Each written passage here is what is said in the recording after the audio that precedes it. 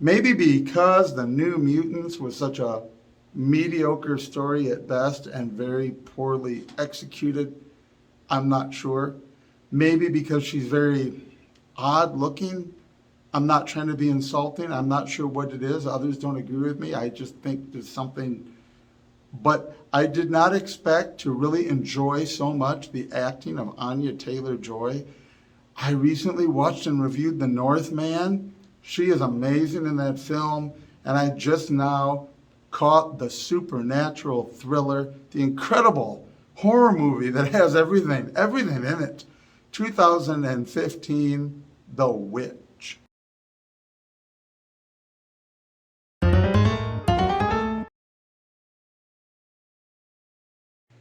The Witch is literally something else. I had heard good things about it in passing, but I had not caught it until now.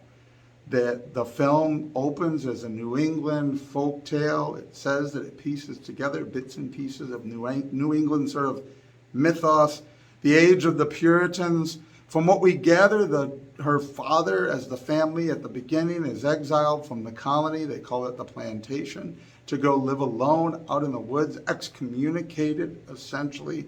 It seems to be that they practice some sort of extreme version of puritanical Calvinism, something not welcome in the Church of England. It's so puritanical, hence they ended up in the colonies, but also he is no longer welcome at the plantation. We don't get the specifics on the theology, but what we piece together, especially when their baby dies or first vanishes, we get that they don't know for sure whether the child is saved. There's some discussion of how the mysterious will of God works that can only be Calvinism and the uncertainty of your divine election no matter what.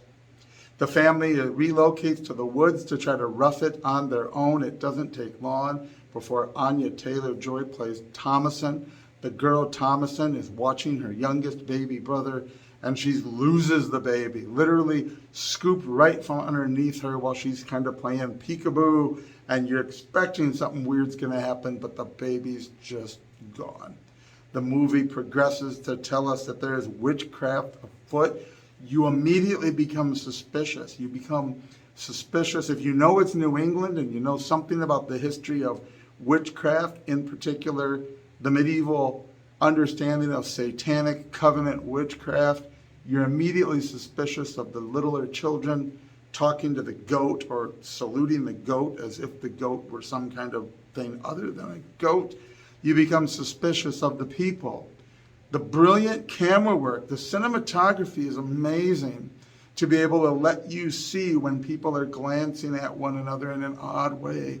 And it's both not overly obscene, and yet it is. What it implies is extraordinarily obscene. These people are immediate family, but they're also immediate family with a couple of kids that are entering puberty or are in it, who are now isolated from all other human beings. We get Thomasin's little brother Caleb begins noticing her breasts, and you just see in little glimpses we get from the camera work the idea of him looking and not wanting to be seen looking, and this really captures well. We see Thomasin seems to be looking not quite right at her own father when he has his shirt off and he's very muscular, and the whole thing is very preternaturally bizarre, but it's meant to be. This family has left this religious colony to live in the woods. They are literally confronting the dark shadows of the pagan forest of the world, and the devil is there keeping an eye on them, wanting to win them over. They are in exile. They are sheep separated from the flock, and he can't wait to have his way with them. And it's a little bit of everything.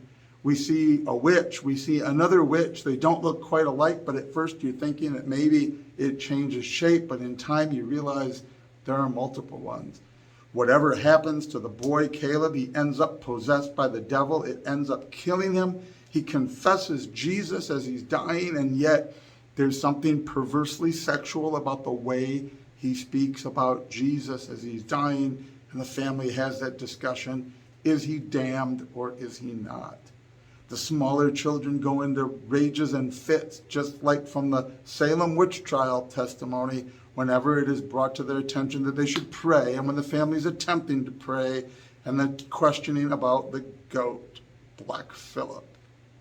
All of these little signs and wonders appear, trying to milk the goat and getting blood, little things that indicate the presence of witchcraft, of Satanism, of the work of the powers of darkness, and the family ultimately breaking down and turning on one another over little petty little things that they can't keep straight. They all fail. They fail because of lusting after one another. They fail because dad lies to his wife and won't tell the truth when his daughter is blamed wrongly for things that he did. There's all this dishonesty and impurity and all of this, which really captures the theme of the sort of natural hypocrisy that flows out of a works righteous sort of focus of a religion. They do not feel like they can be honest with one another. They don't know what it is to live under the grace of Jesus despite how much they claim it, because their sin is perverting and twisting their entire life, and under the weight and baggage of it and the need to keep it secret rather than confess it and be absolved and move on. And this is what gives the devil this wedge into their lives. Ultimately, by the end, everybody's dead and damned from what we can tell. Each of them in turn, some sort of act of unrepentance or being confronted with the things they've done. Only the father seems to be in a state of genuine repentance when he is killed by the goat. And then you don't know when Thomasin is the only one left. It isn't clear what she'll do, but she wanders her way into the woods after talking to the devil, and she signs his book, and she gives herself over to be in this coven of witches. And it leaves you wondering to know, as these creatures of the night are living around the fire, if you can call it living, going through these weird ecstasies and doing Lord knows what, and flying and using broomsticks and all of that sort of mythos. It still leaves you wondering whether she was a witch all along, or whether the circumstances of her family's false religiosity actually drive her to this, being pummeled over the head with these sorts of doctrines and ideas about Satan and her sinfulness, and not knowing whether she's redeemed or not, and no hope of the gospel and no nothing, in the way that they lie about her, they abuse her in these mental and physical ways. Does this actually drive her to the dark side in her desperation to get some sort of joy and pleasure out of life? Or was she a witch before we ever saw her in the film Open, when she first looked suspiciously uncomfortable with the idea of leaving the colony, the plantation, with her family to live in the woods? Which at first you take as a natural response to, I don't want to do this. Or was she a witch then? Was she actually behind it from way back? Could she somehow or another be the first product of her father's heresy, or even the instigator of it? The suspicious sexual tension between father and daughter at various times, at least an emotional sort of connection that's not quite right, where she seems to be his wife, not his wife.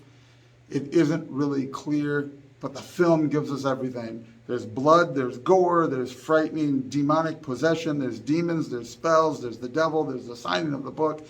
Like anything that could be in a horror movie is sort of crammed in here, and it's all that folklore strung together, and it ends up making an incredible horror movie. If you're in the mood for a horror movie and you're tired of rewatching all the great ones from the 80s, 2015, Anya Taylor-Joy, The Witch.